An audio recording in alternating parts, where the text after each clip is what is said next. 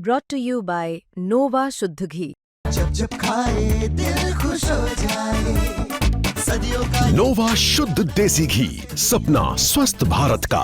I love घी घी घी घी घी घी। उत्तर प्रदेश के अलग अलग हिस्सों से वैसे तो जातीय हिंसा की खबरें आती हैं, जिसमें कई बार देखा गया है कि दो जातियों के लोग आपस में भिड़ जाते हैं। लेकिन मैनपुरी से ऐसा मामला आया जब एक ही समाज के दो पक्ष आपस में भिड़ गए हैं। राजपूत समाज के लोग पड़ोसी हैं, कूड़ा फेंकने को लेकर एक दूसरे के खिलाफ बंदूक निकाल लेते हैं, लाठी डंडे निकाल लेते हैं और फिर लाशें बिछ जाती हैं। मामला बढ़ जाता है, धरना प्रदर्शन भी होता है, पुलिस परेशान हो जाती है। करें क्या?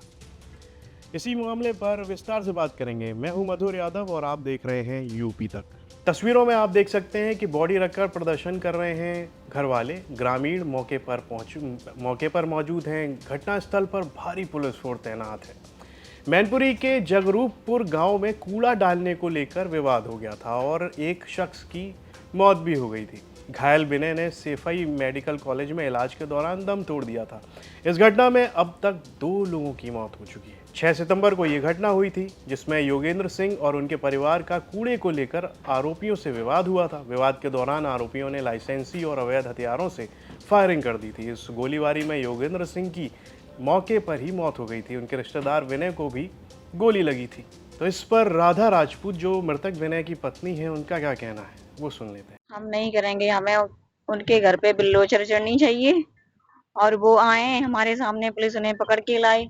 जो मेरे पति के साथ हुआ है वही होना चाहिए। पुलिस ने तो कल 2 लोगों को पकड़ के जेल भेज दिया ना, पिता कुछ नहीं भेजा है, फिर सब फेंक है। जेल में है वो लोग। हमें उससे क्या मतलब है, हमें जेल भिजवाना ही नहीं है। फिर क्या मांग? हमें तो तुरंत उनके घर पे बिल्लोजर चलवानी है और तुरंत एकाउंटर करना है, तभी हम अपनी मिट्टी उठने देंगे। सीधी सी बात है। किसकी मांग कर रहे हैं? पुलिस तो आ गई है, अंतिम संस्कार की बात भी कर रही है। हमें करना ही नहीं है। तो मांग क्या है आपकी? काउंटर के बदले एनकाउंटर। हमने कहा ना, गोली के बदले हमें गोली ही चाहिए और मेरे आंखों के सामने जैसे मेरे पति की गोली लगी है वैसे ही मुझे चाहिए। अच्छा, गोली क्यों चली थी? बात कुछ भी बात नहीं थी, केवल जरा सा कूड़ा था। तो मेरी मम्मी बाहर गई, मम्मी ने कहा क्या सफाई कर रहे हो लल्ला? कि नहीं, तो एकदम छूट से बोला तेरे दरवाजे पे फेंकूंगा, तू बैठाता है यहाँ।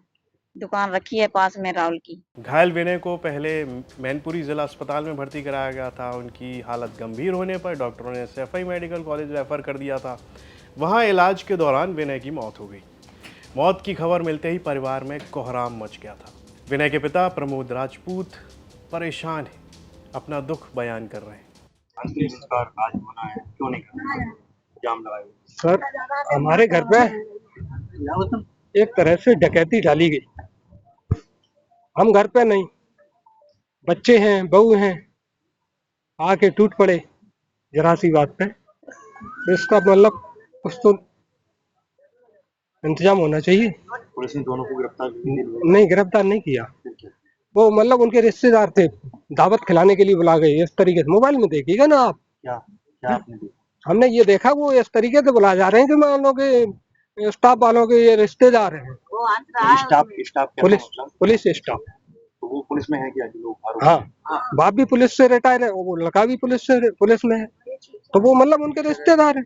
अब यही एक बात और आप मान लीजिए, आज ये मेरे साथ घटना हुई और यदि कल हमारे बच्चों ने ये घटना कर दी होती तो हमारे बच्चों के साथ क्या यही व्यवहार होता जो उनके साथ हुआ है? नहीं होता। विकास दुबे वाला होता मेरे बच्चों के साथ। ये हमारी 4 ईंटें लगी है ना, यहाँ पे कम से कम 10 फुट गहरा गड्ढा होता। हम वो ही मांग कर रहे हैं, विकास दुबे वाली। बिल्कुल सर।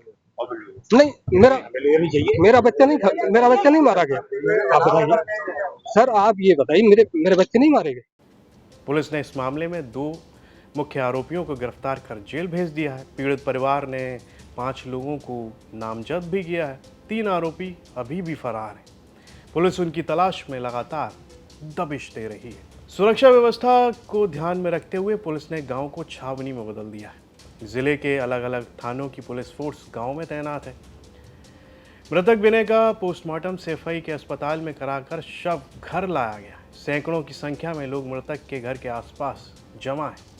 पुलिस की ओर से क्या कहना है इस पूरे मामले पर, वो सुन लेते हैं। देखिए, घायल विनय कुमार का जो है ट्रीटमेंट पीजीआई सफाई मेडिकल कॉलेज में हो रहा था और आज उनकी डेथ हो चुकी है। और वहाँ पे पीएम के बाद परिवार वाले और पुलिस की निगरानी में यहाँ पे बॉडी आई है। बॉडी अभी रखे हैं। अब इनकी जो भी मांगे होंगी विधिक रूप से पूरी की जाएगी। सरकार शासन है कि जो भी अपराधी है वो बचेंगे नहीं। 2 लोग जेल गए, बाकी पे भी कड़ी कार्रवाई की जाएगी। ये पूरा आश्वस्त सर ने किया है। परिजनों का आरोप है कि कई घंटे तक पुलिस यहाँ रही लेकिन परिजनों से अभी तक मुलाकात नहीं की। परिजनों के लिए तो मैं खुद तो यहाँ पे आया था, अभी कल ही आया था मैं। तो हमने यहाँ पे पूरा घटनास्थल भी देखा था और बच्ची के यहाँ भी गया था और परिवार वालों से भी बात भी किया था।